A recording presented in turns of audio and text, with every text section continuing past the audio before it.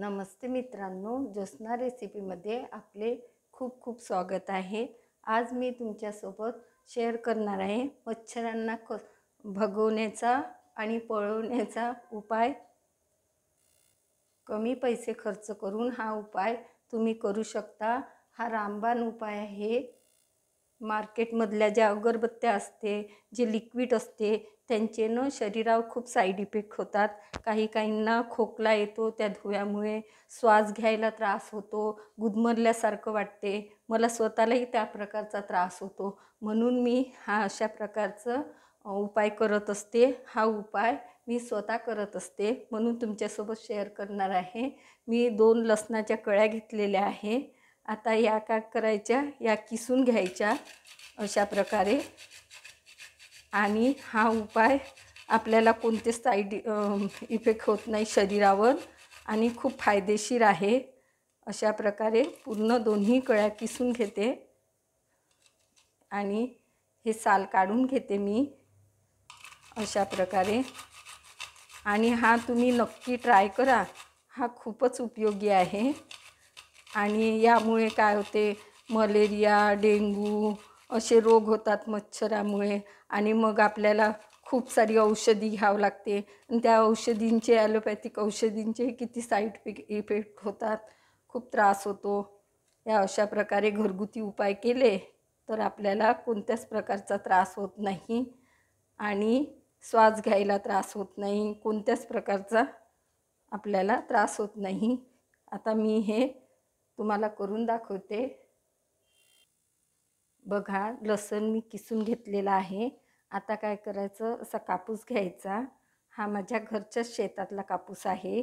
आता याला मी असं करून घेतलेलं आहे, असं लांब करून घ्यायचं आणि त्यावर काय करायचं, हा किसून घेतलेला लसूण ठेवायचा असा व्यवस्थित असा ठेवायचा, पूर्ण असा ठेवून घ्यायचा। आणि त्यावरनं पुन्हा आपण त्याच प्रकारचा हा कापूस मी लांब असा करून घेतलेला आहे, लांबुळका। आणि हा त्यावर असं कव्हर करायचं, व्यवस्थित करायचं। थोडा हाताला हा कापूस असतो, त्यामुळे काय होते, हे चिकटते। आणि मग काय करायचं, थोडा हात असं झटकून घ्यायचं आणि याला छान अशी याची गोल अशी वात बनवायची।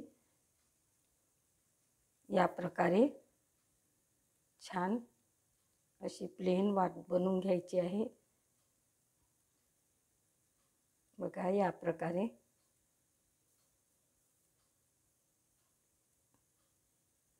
हा कापूस माझ्या घरच्या शेतातला आहे। बघा, मी वात करून घेतलेली आहे आणि ही दिवनालमध्ये सरसोचं तेल घेतलेलं आहे। तुम्ही समजा अशी दिवनाल नसेल तर छोटी दिवनाल घेतली तरी चालेल। आणि इथे कापराची एक वडी घेतलेली आहे। ही आता आपल्याला काय करायचं, फोडून घ्यायची आहे अशी, ह्याचं चुरा करून घ्यायचा अशा प्रकारे। बघा, आणि ही काय करायची, मग तेलामध्ये अशी सोडून द्यायची आहे। या तेलामध्ये अशी सोडून द्यायची आणि ही वात आहे ना बनवलेली, ही पण अशी थोडी बुडवून अशी ठेवायची आहे यामध्ये, तेलामध्ये। अशी आपण दिवा लावतो की नाही, त्या प्रकारे अशा प्रकारे ठेवायची आहे। आता आपल्याला ही पेटवून घेऊया। बघा, आपला दिवा तयार झालेला आहे। आता काय करायचं, याला ना आपण लावून घेऊया आणि मग हा अशाच ठिकाणी ठेवायचा की जेथे पडदा वगैरे नसेल, अशा ठिकाणी ठेवायचा। आणि कुठे कपड्यांचा, समजा कपडे वगैरे नसले पाहिजे, अशा ठिकाणी ठेवायचा आहे। बघा, मी हा पेटवून घेतलेला आहे। हा नो अशा एखाद्या कोणत्यात ठेवा किंवा जिथे कपड्यांचं वगैरे किंवा पडद्यांचा वगैरे काहीच टच होणार नाही, अशा सुरक्षित जागेवर ठेवायचा। याच्यामुळे काय, मच्छर येत नाही। समजा सरसोचं तेल नसेल तर तुम्ही खोबऱ्याचंही वापरू शकता किंवा आपलं खायचंही तेल वापरू शकता। त्यामध्ये कापूर घालून घ्यायचा आणि हवा लागत असेल तर तिथे ना अशी पायली ठेवायचं। हा दिवा बराच वेळ चालतो, असा सुरू राहतो आणि काय होते की याच्या वासामुळे मच्छर येत नाही आणि हा विझला तरी पण मच्छर येत नाही. अशा प्रकारे लावून ठेवायचा. कशी वाटली तुम्हाला माझी पद्धत? नक्की ट्राय करा आणि कमेंट्स करून कळवा मला.